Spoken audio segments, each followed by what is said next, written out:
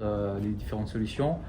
Rétention des eaux pluviales, le bassin ouvert, c'est le bassin, je dirais classique, que l'on voit un peu partout. C'est une espèce de trou qui contient un certain volume et qui va pouvoir se vider par infiltration et ou par rejet à partir d'une conduite et d'un débit de fuite.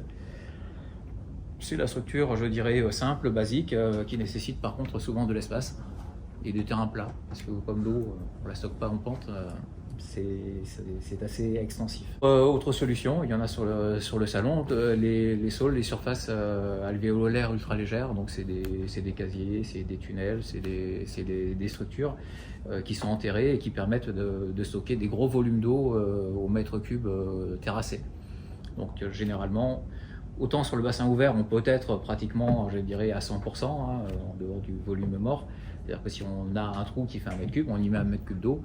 Là, on est un tout petit peu moins bon, mais sur 1 mètre cube terrassé, on va y mettre 95% d'eau, 950 litres d'eau. Donc c'est quand même très bien. Autre possibilité, plus simple et plus rustique, des noues. Donc là, ça va être des petits fossés sur lesquels les eaux vont être collectées.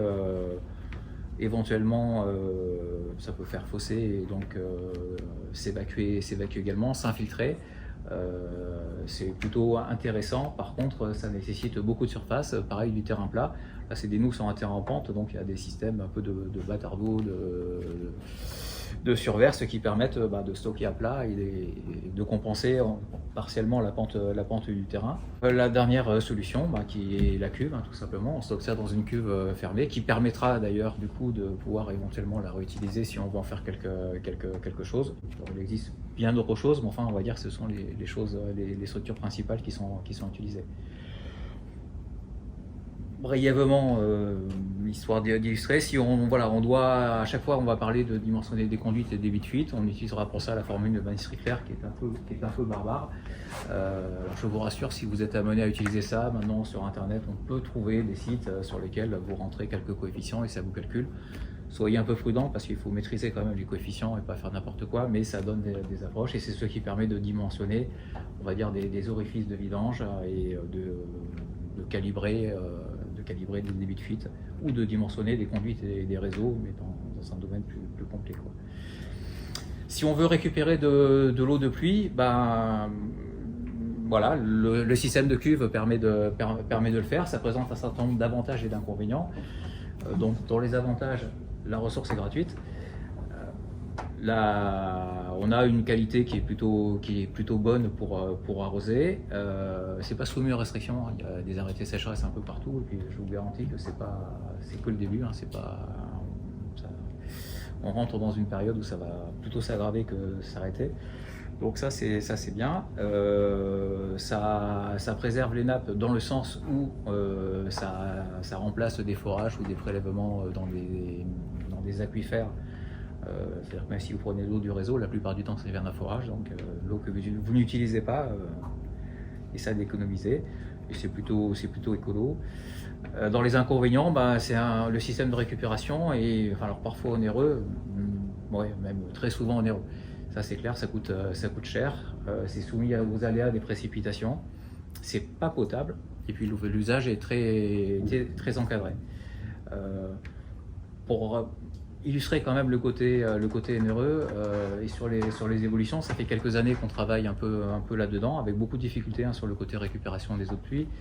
Les retours d'expérience, c'est que globalement, pour amortir une installation, on part en comparant à des tarifs d'eau potable, on part sur 50 à 80 ans d'amortissement.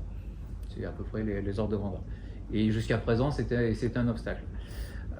Aujourd'hui, ça allait un petit peu moins parce qu'il commence à y avoir des restrictions d'eau, et je pense que demain, ça sera plus la question. La question, ça sera: est-ce que je veux disposer de l'eau pour faire quelque chose et que je la prends quand il pleut et j'investis ça, ou est-ce que tant pis, je me passe d'eau et je fonctionne différemment. Et sur l'aspect financier, que je dirais, on pourrait dire que je rêve un peu. Moi, j'ai été assez frappé. On a tous connu la problématique des stations-service et du prix du carburant qui a explosé il y a quelques mois, et tout le monde râlait après à propos du prix du carburant. 3 semaines plus tard, il y a eu la grève, les blocages des raffineries, etc. Il n'y avait plus de carburant, personne ne se posait des questions combien ça coûtait. La question c'était, j'ai besoin de carburant, je veux du carburant, où est-ce qu'il y en a? Et le prix n'est pas la question, c'est la dispo. Pour l'eau, je pense qu'à terme, on s'approchera de choses comme ça. Et les tarifs d'eau potable vont également monter. Si on doit dimensionner des ouvrages de récupération des eaux de pluie, la difficulté généralement c'est de définir des besoins qui peuvent être multiples, des besoins d'arrosage, d'alimentation des WC, de lavage des voitures, lave-linge avec les particuliers. Et là c'est vraiment important de bien questionner le propriétaire sur qu'est-ce qu'il veut en faire et pourquoi.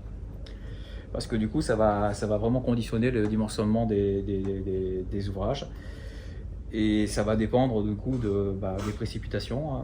Dans la région, on est quand même sur des précipitations plutôt peu fréquentes, mais importantes. Donc ça se traduit souvent par des gros volumes de rétention, si on veut pouvoir tenir un peu. Les besoins du propriétaire, la surface collectée, et puis le budget, parce qu'à un moment donné, il y aura forcément un montant à mettre ensemble, en face, quoi. Et du coup, pour finir un peu là-dessus, le petit schéma que je vous ai présenté, c'est une étude qu'on a faite dans lequel le projet c'était d'arroser à peu près 1000 m² de jardin, donc sur des terres plutôt orientées garrigues, chênes verts, etc. Donc la démarche qu'on a faite, ça a été d'abord dans un premier temps d'essayer d'évaluer, alors un peu en liaison avec le propriétaire, mais il a fallu quand même bien le guider, de combien d'eau il avait besoin pour arroser son jardin. Donc pour ça, on est parti sur les cultures qu'il avait et puis du coup la consommation des cultures à l'hectare sur sa propriété. Enfin, des besoins en eau théoriques qu'on a traduits en des besoins en eau sur la propriété. On est arrivé au total que sur l'année, il avait besoin de 185 m³ pour arroser ces trucs en année moyenne, avec des précipitations et des températures moyennes. On a regardé à partir des surfaces collectables, donc là on est resté plutôt sur les toitures pour éviter les problèmes de ruissellement, de matière en suspension et des choses, puis surtout ça marchait. Donc on a pris l'habitation et son pool-house, les deux toitures qui étaient collectables, et on a vu qu'avec les précipitations moyennes chez lui, sur l'année, globalement, il pouvait arriver à récupérer 200 m³. Donc on n'était pas très loin de ce qu'il avait. Et du coup, après, je dirais un peu par itération, on a calculé sur un fonctionnement d'une année moyenne. Finalement, globalement, il avait besoin d'une citerne, d'une réserve de 115 m³ pour pouvoir tenir, on va dire, l'arrosage complet de sa propriété en autonomie complète sur une année. Et donc, on a proposé de mettre en place du cube de 60 m³. Voilà, et brièvement, donc de la façon qu'on va choisir des dispositifs, je dirais ces systèmes de cuves, il y aura des petits choix, des choix à faire en fonction des contraintes de pose et de terrassement, qui peuvent être effectivement la problématique des ressources, des besoins, les usages, des implantations enterrées ou aériens. C'est sûr que si jamais on est sur un sol très rocheux avec du brise-roche, on essaiera de privilégier l'aérien. Parce que déjà que ça coûte cher, en plus il y a des surcoûts de terrassement, des types de cuves, des volumes, les places disponibles, les accès engins. On suivra évidemment bien attentivement les instructions de pose du fabricant, puisqu'on est souvent sur des cuves, je dirais plastiques ou je dirais autres, avec des cuves qui sont tantôt vides, tantôt pleines. Donc c'est important. Donc pour résumer un petit peu tout ça, pour gérer des eaux pluviales à la parcelle, donc ça se fait avec un bureau d'études qui va permettre de définir un contexte, définir les besoins vraiment en liaison avec le client, qui va calculer et dimensionner un petit peu tout ce qu'il faut, pour que ce soit à la fois pour de la gestion des eaux ou pour de la récupération des eaux.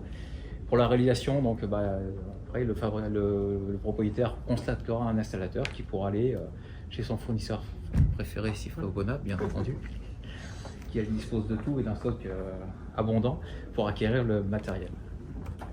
Et un dernier mot, là, comme l'a évoqué Jérémy, effectivement, Hydrosol, donc on existe depuis un moment, on a 2 agences en propre et une agence franchisée, et puis voilà, je cherche à me développer en tant que franchiseur pour des bureaux d'études. Donc le concept, effectivement, c'est de proposer à des gens qui veulent s'installer, je veux dire, un accompagnement, de la visibilité pour permettre de démarrer plus vite, mieux éviter un certain nombre d'écueils de débutants, si je puis dire, et puis voilà, travailler ensemble mais à son compte.